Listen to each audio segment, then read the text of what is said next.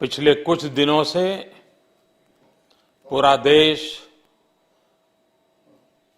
बाला साहब ठाकरे के दीर्घायुष्य के लिए परमात्मा से प्रार्थना कर रहा था।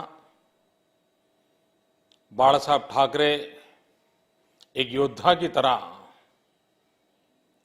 जीवन का जंग लड़ रहे थे, लेकिन आखिरकार हम सबको निराश होना पड़ा। हमें आज बाला साहब को खोना पड़ा है। बाला साहब का जाना जैसे एक युग की विदाई है। एक अच्छे कार्टूनिस्ट, एक स्वतंत्र मिजाज के पत्रकार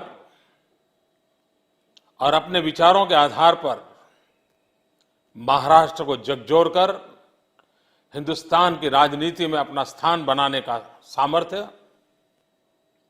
बाला साहब ने पुरवार किया था। वे जिंदा दिल थे, वो जीवंत व्यक्तित्व था।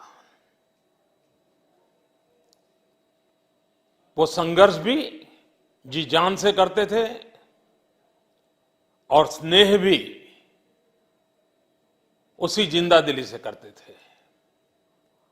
स्वयं को सत्ता के गलियारों से दूर रखा और एक संगठक की तरह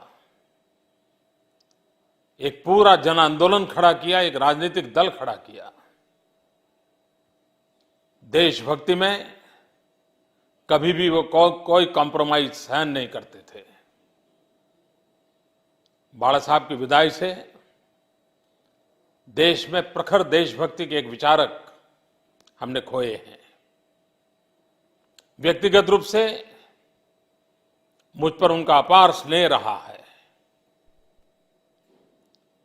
देश ने तो खोया ही है, मैंने व्यक्तिगत रूप से भी एक मार्गदर्शक खोया है, एक स्वजन खोए हैं।